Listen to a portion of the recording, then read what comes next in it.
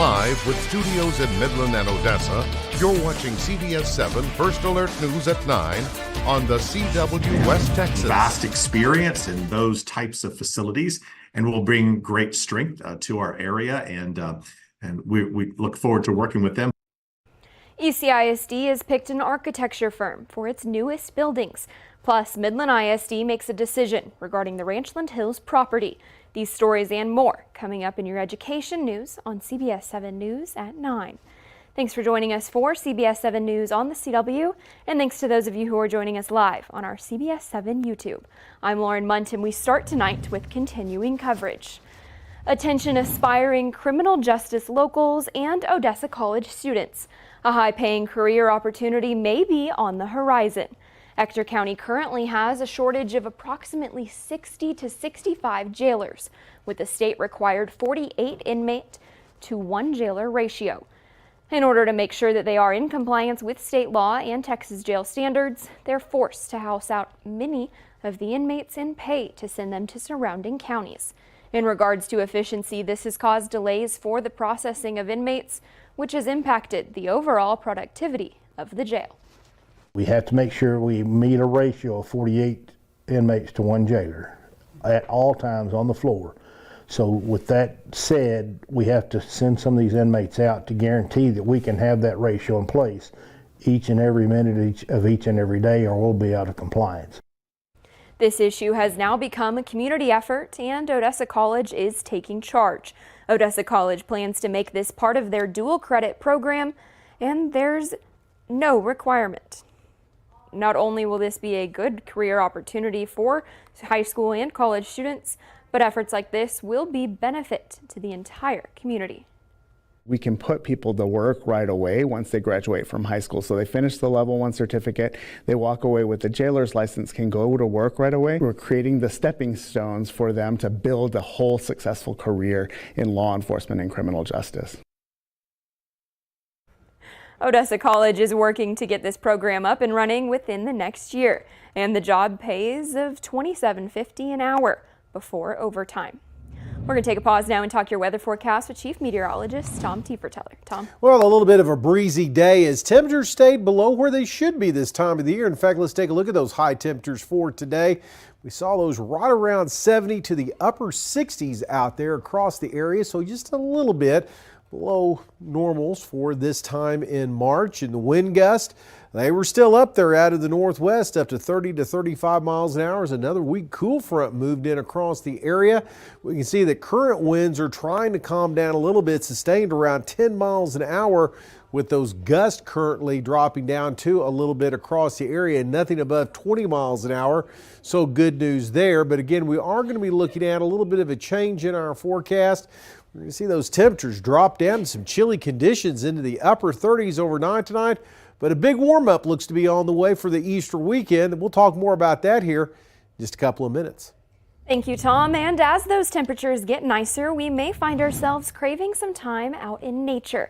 And that's why the I-20 Wildlife Preserve staffers are offering the Wild Space Wellness Program. It's located in Midland near I-20. The preserve is a hidden oasis. For wellness instructor and 5th-generation Midlander Kinsey Williams, it's the perfect place to get active in a unique way. Wild Space Wellness offers yoga, Pilates, and natural movement fitness. The latter involves using nature as a platform for activity while enjoying fresh air and green space. Williams encourages his classgoers to balance and stretch on logs, use logs as weights, and more.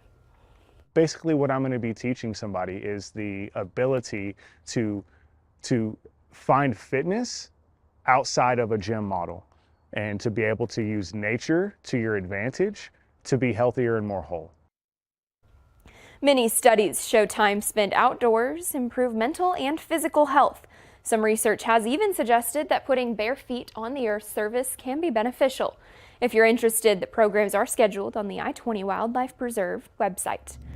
And today, Jersey Mike's supported Meals on Wheels of Odessa and Midland by promising to donate 100% of their proceeds from today to the local nonprofits. All money made at Jersey Mike's Subs in Odessa will be donated to Meals on Wheels of Odessa, and all money made at the Jersey Mike's in Midland will be donated to Meals on Wheels, operated by Senior Life in Midland.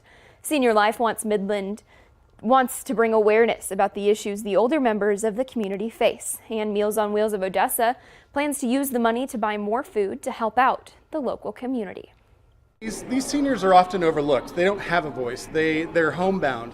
They don't have the opportunity to be out in the community, to be heard, to attend city council meetings, to attend town halls. We are their voice. We are their advocates. We are their family. And that's just so important that we are able to be out in the community raising awareness for them. Now, Jersey Mike's has closed for the day, but don't let that stop you from supporting Meals on Wheels. The nonprofit is always looking for support from the community. Let's talk some local sports now, where the defending Lone Star Conference champion UTPB has been working hard over the past few weeks as they prepared for their upcoming spring football game. CBS7's Jair Brooks Davis caught up with them recently and heard about some of the program's key changes as they look ahead. Like always with the collegiate football team, there will be changes after every season, with players transferring out, transferring in, or graduating. If the UTPB Falcons want to be back-to-back Lone Star Conference champions, Chris McCullough and his staff need to make sure the right pieces fit. We got 15 starters back, so trying to get these new guys or these guys who haven't been starters really caught up to speed on offense, defense, obviously new defensive coordinator, trying to learn the defense. But, we're competing really hard. We're gelling as a family, which last year was a big key. It's just our culture, our family, and our guys are doing a great job with that. With former quarterback Kenny Hertzer joining the coaching staff, a familiar face in Dylan Graham is expected to be under center as QB1. He really took the last year to learn the offense, learn the system, be the leader he needs to be. Dylan has really shined. Dylan has done everything we could possibly ask from a leadership standpoint, but his play on the field has gotten so much better since day one of me being here. With linebacker Hayden Kelly also joining the coaching staff, McCullough has returners he can rely on to lead the defense. Obviously, Jalen Rottmore started every game for us last year, was second-team all-conference guy, so he's kind of the leader in that linebacker room. But also Tristan Exline was a freshman last year, played in some games, and he's really shined through this spring camp. And with Saturday approaching, Coach McCullough has strong expectations. I just want to see these guys compete, have fun, but execute. I don't want a whole lot of mental mistakes or guys not being in the right spot. We'll have had 15 practices to get everything down, so I just want us to go out there and compete and make sure we know where we're going. Thank you, Jair. Now, you may remember we've spent a lot of time talking about the Odessa College men's basketball team and their national championship run.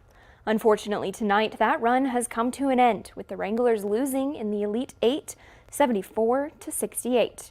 But don't worry, we still have a local shot at the national championship with the OC women's basketball team. They're playing right now. The Lady Wranglers had an early bye in the women's tournament, but they've got a huge opponent in North Dakota School of Sciences. It's been a few years since the program has made the national tournament, but they come in with a lot of confidence. I believe we can win it all, and I think our whole team is just super confident in each other. Just like the support base we have in Odessa is amazing, and just how we translate it onto the court is even more amazing. We've been visualizing it, trying to, put it in their mental, and it's nothing like it. And so I'm hoping they get a chance to experience it. But it's just going to take some hard work. You just got to play for the best games of your life, and not saying that's it.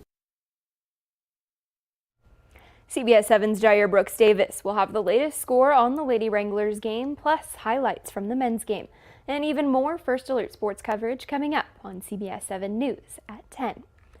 And still ahead, we take a look at a story that's all new at 9, and also your education news. Be sure to stick around.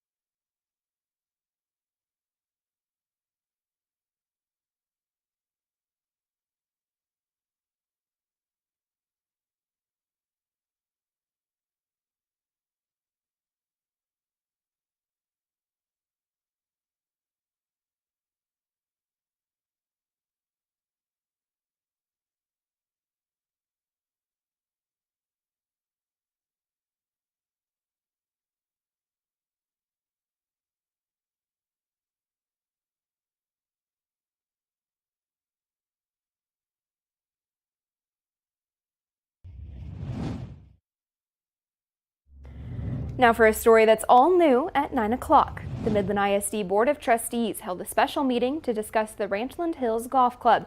You may remember that many members of the community spoke at the last board meeting to ask MISD to consider using another location to build a new Midland High School campus. CBS7's Noe Ortega was at that board meeting, and he's got more details on what was said. Noe? Well, members of the Save Ranchland Hills Facebook page got what they wanted, which was a further discussion to talk about the location of the new Midland High School. Midlanders on both sides came out to speak about the pros and cons of the location for this new school, but at the end of the day, the board agreed to stay on course and build this school on Ranchland Hills. Multiple residents spoke about the Ranchland Hills Golf Club and the future of the land. Please consider the opportunities for our nonprofits, the opportunities for so many Midlanders, the opportunities for our kids and our college and high school golfers. I appreciate the opportunity for public comment and discussion, but 12,404 Midland voters have already spoken. Once the public forum was over, the Board of Trustees gave their opinions on the land. We must be transparent and we must be clear with our community. Everybody knew that Midland High, the Ranchland acreage was going to be changed over to Midland High, and the vote happened, and the majority of voters voted to approve this bond measure. We cannot and should not cherry pick changes to the voter-approved bond. Members of the Save Ranchlands Hills group brought up a proposal that they said would benefit everyone.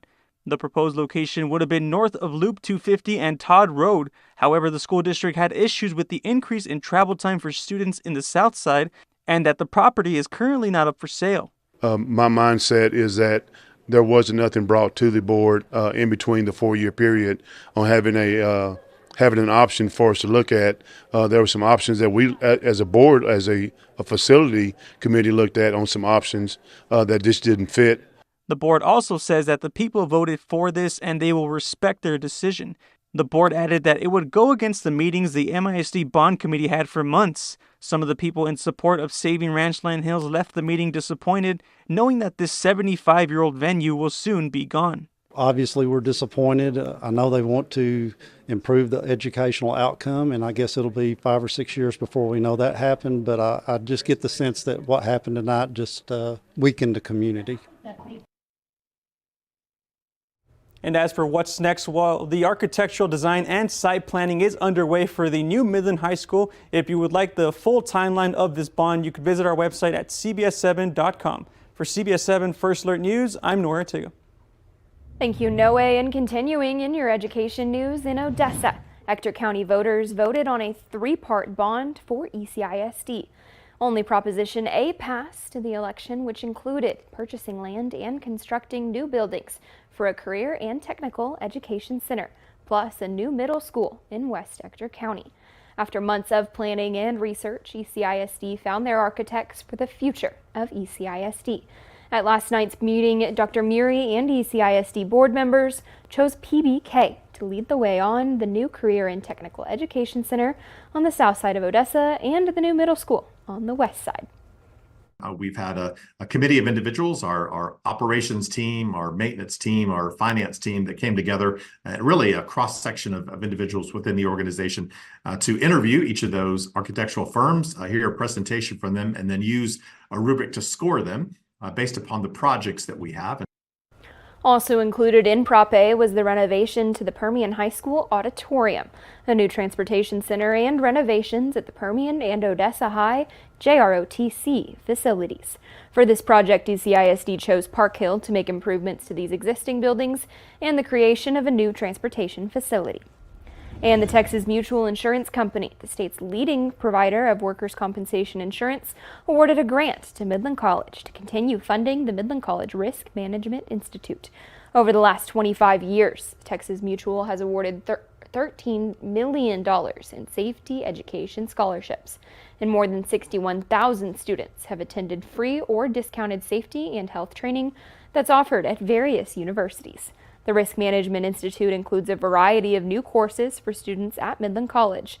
During 2023, the Midland College Risk Management Institute served a total of 1,083 students. So we have a great team here who just loves to serve the community and loves to serve students. And And honestly, that's what we're here for. And so anytime we can do something like this, we're just so pleased to be here for our community. Midland College says that they're very proud to be partners with Texas Mutual Insurance Company and continue that relationship with them. Well, we are going to see a few changes coming up for your Easter weekend. We'll hop to that forecast coming up next.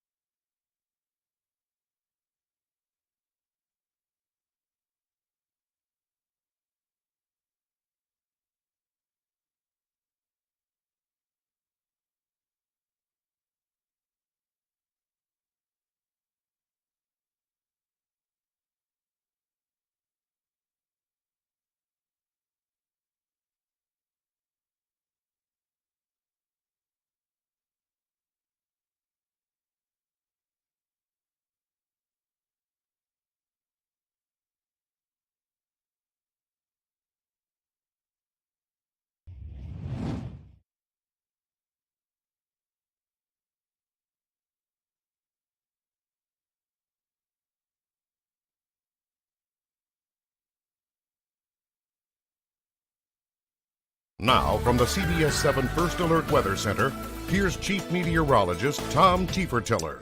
Well, let's take a look at those winds. They are starting to calm down a little bit, 5 to 10 miles an hour now. So again, atmosphere is relaxing. We're going to see a little bit of wind in our forecast here next couple of days. It really starts to crank up on Friday, but tomorrow, quieter day. Here's the reason why.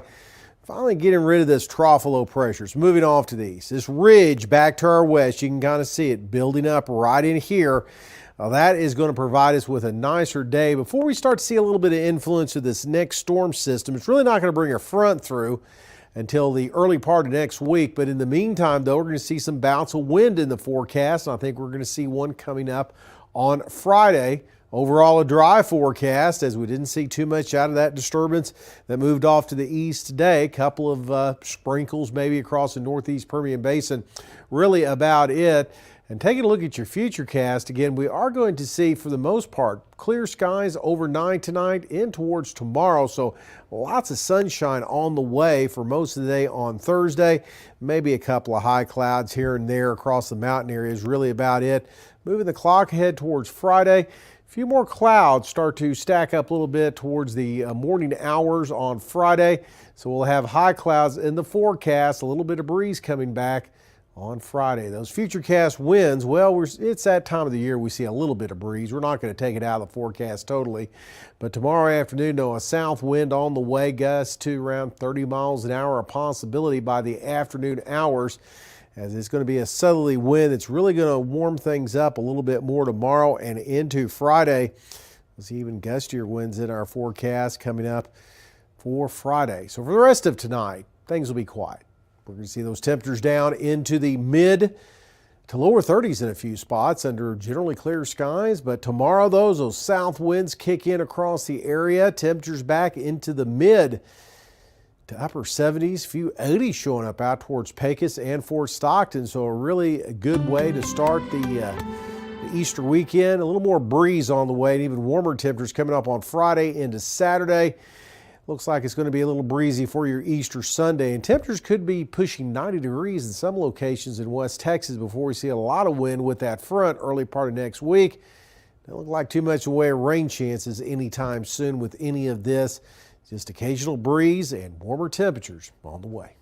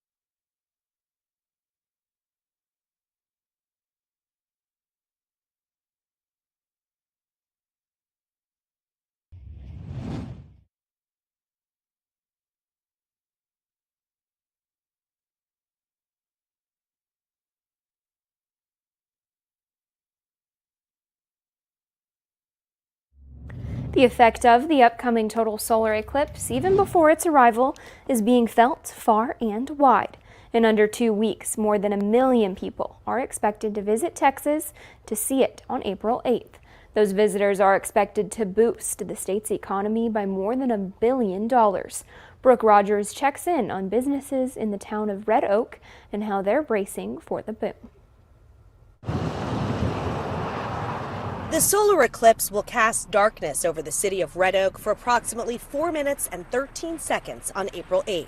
You got a French toast, Tosh, working? Philip Hughes and his sister, Michelle Benzania, are strategizing how to make sure their breakfast and lunch spot, Gravy, is ready. We've kind of talked about abbreviating our menu a little bit. I'm bringing in my kids, they're high school students, and to help us out with the overflow of guests that might be stopping by. The estimated economic impact of the solar eclipse in total expenditures is nearly $1.4 billion in the state of Texas, nearly $500 million in the Dallas, Plano, Irving area, and more than $13 million in Ellis County, where Red Oak is located.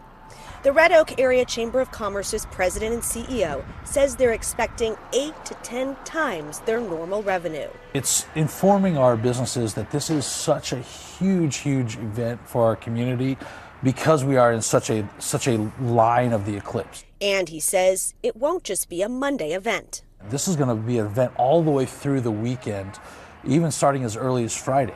The key, he says, is preparation. That means bolstering staffing, making additional hires, and ensuring that there's plenty of inventory. He says they're also encouraging residents to get groceries and gas ahead of time. And I'll get you some unsweet tea, okay? At Gravy, the owners say they want the event to be fun, while also giving them an introduction to new and future customers, perhaps with a side of an eclipse sandwich. So everyone's going to stop what they're doing, guests included, and they'll all be outside, and I just want to celebrate it and have a good time with it.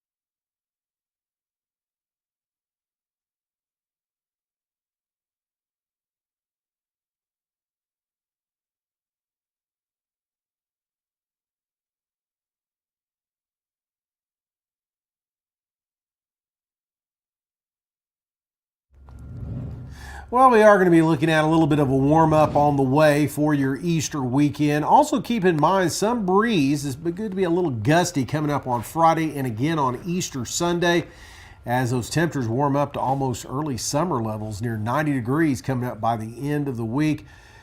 Before the end of the weekend, before the next cold front arrives next week and drops temperatures a little bit. So I think we're going to be okay this Easter. All right, sounds good. Good for those outdoor egg hunts. Yeah, that's what my family watch does. out for that one. Thanks for watching CBS 7 News at 9 on the CW. We've got more news coming up tonight.